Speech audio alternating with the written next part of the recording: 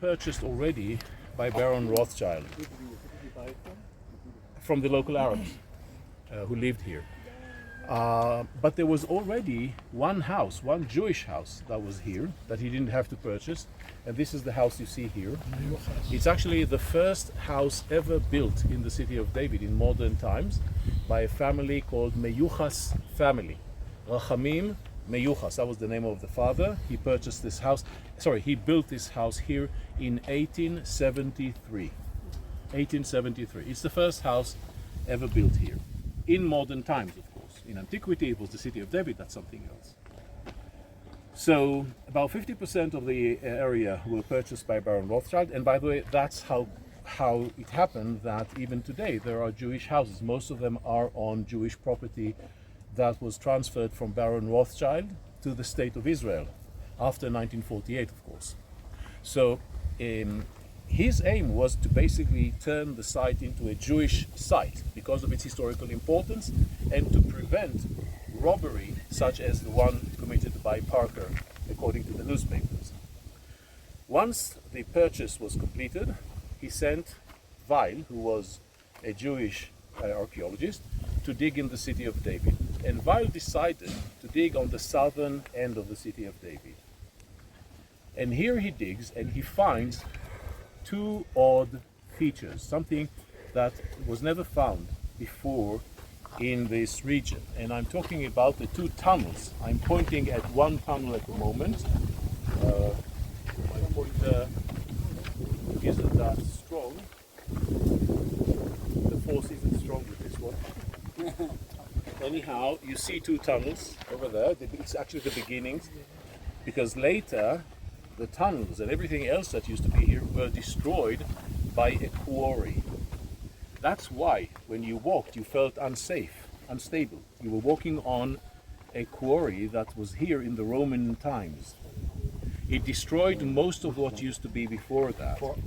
But a quarry, where you take stones from. So, מחצבה. So there was a quarry and he destroyed everything, but the end of the tunnels remained.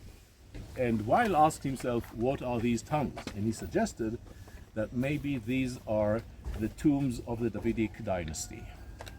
Why? Because when you read in the Bible, it is clear from the book of Nehemiah that the Davidic dynasty tombs were located in the south end of the city of David. There's no question about that. We don't know where. It's just outside the city of David. No, inside the city of David. Inside the city of David. And it's not weird. We've mentioned, I think, when we were at the model, that Jews do not bury inside the walls, except for two examples. One, the tomb of the prophetess Huldah, who, according to later Jewish sources, was buried inside the city for an unknown reason, we don't know why. And the other one, mentioned in the Bible already, is the Davidic tombs. The Davidic family tombs were inside the city, in the city of David, not outside. And the sages later tried to figure out how come, what led to that? How come there were tombs inside against the Jewish law? So they gave all sorts of explanations, but it's not important for us at the moment. The point is that the Davidic tombs must be inside the city. They are located in the southern end, according to the book of Nehemiah. So he said, we know about the Davidic tombs, we know where they're supposed to be, we find something which we do not have any better explanation.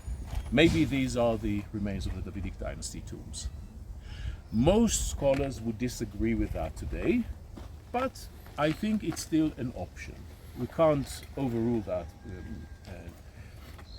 offhand, but most scholars, the mainstream scholarship today, does not accept this identification. So potentially the tombs of the Davidic dynasty, question mark.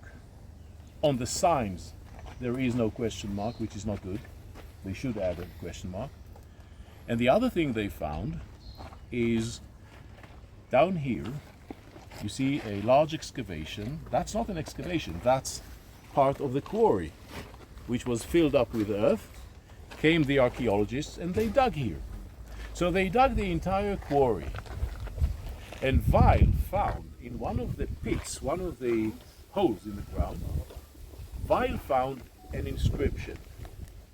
Beautiful rectangular inscription in stone, mentioning Theodotos, son of Vetanos, an archi-synagogos, the head of a synagogue, the son of a head of a synagogue, the grandson of a head of a synagogue, who built the synagogue with the facilities to serve the people coming from abroad, and the synagogue.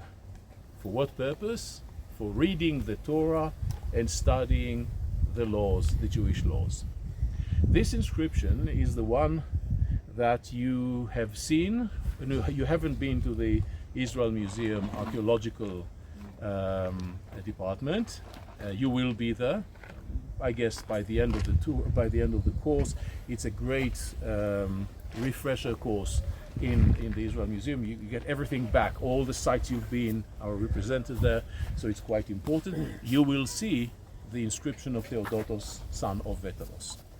I mentioned that inscription when we were at the model last week.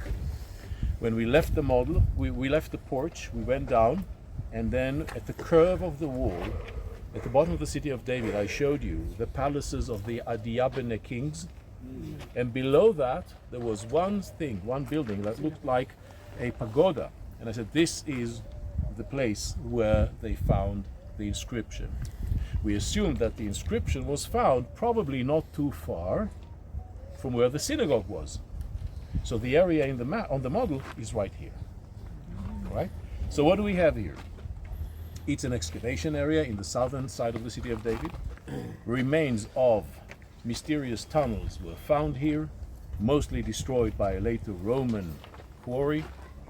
These tunnels were identified by the excavator Weil as the tombs of the Davidic dynasty. Today this opinion is not accepted by most scholars, and nearby the inscription of the synagogue of Theodotos, son of Vetanos, was also found. Today it's on display in the Israel Museum. Questions? Yes?